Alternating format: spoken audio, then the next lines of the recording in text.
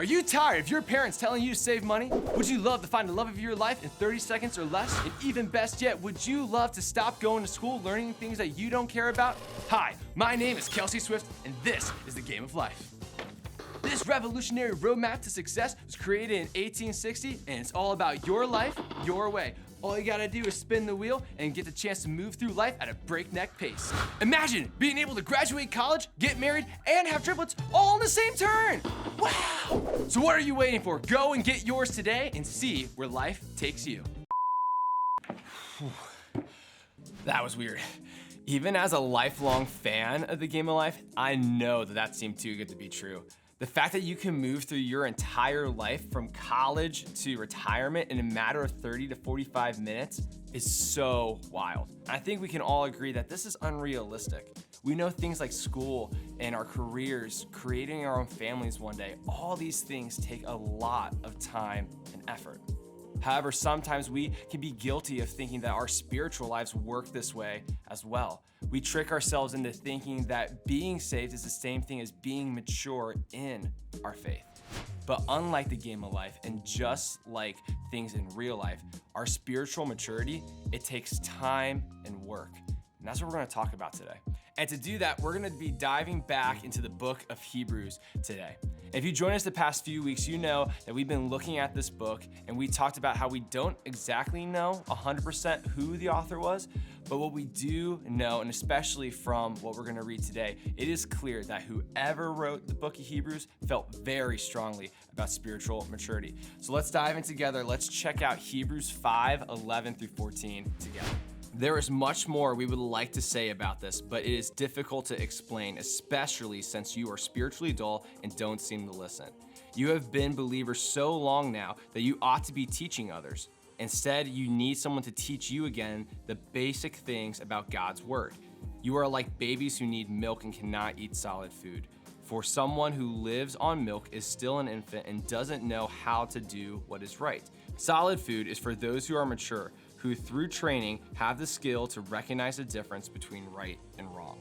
So I'll be honest, it's been a minute since someone has called me dull or a baby, and that's kind of a confusing illustration for being spiritually immature.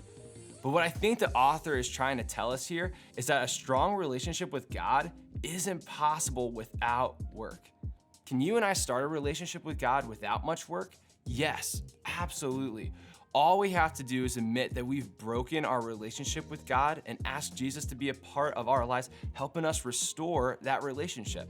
And Jesus did all that work to make that type of relationship possible for us. He lived a perfect life and traded that life in on our behalf to make that possible. But to make that relationship strong, that's on us. We have to put in the work. And I also love that they use this food analogy here. I mean, who doesn't love food, right? But here's what I've learned, is that your body only craves what you give it, right? Like my body doesn't crave cauliflower. Cauliflower just ain't it for me. But y'all, when I'm watching football, when I'm watching really any type of sports, and that Chick-fil-A commercial comes on, you better believe that I'm hungry for a Chick-fil-A sandwich. Like I can practically taste the pickle juice soaked bun and the crispy chicken in my mouth from the get-go. And the same principle applies to our spiritual lives. If you're following Jesus and you've never put in the work to have spiritual maturity, you'll never crave it. You need to be intentional to change your spiritual diet. Here's the thing though, the verse talks about milk versus solid food. And that solid food, the things that we do to be intentional in growing our spiritual maturity, that looks different for everyone. Because a Chick-fil-A sandwich, a strawberry, pasta, all are solid foods, yet are very different from one another.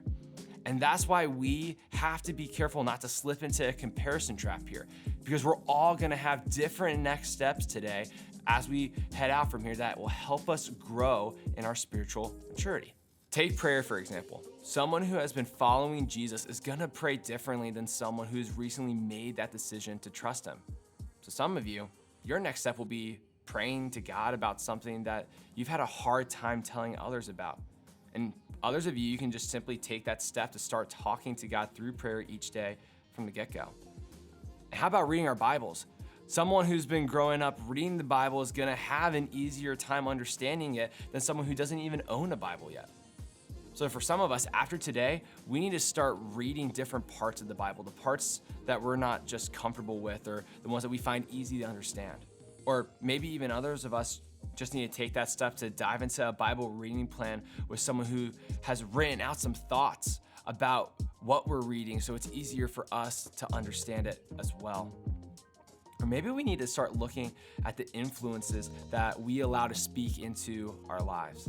I've seen this play out in my life vividly, y'all. When you are around people who make good choices, and if you surround yourself with those kind of people, it is so much easier to make good choices in your life.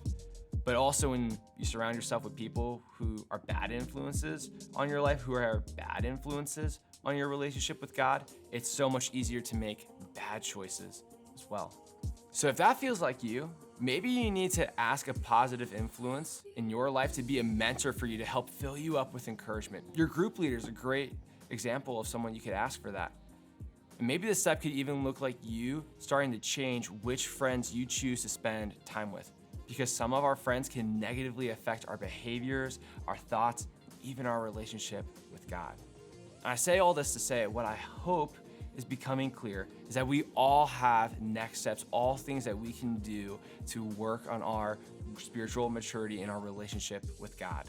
No matter what the solid food or next step is, we all have to work towards leading our lives towards spiritual maturity.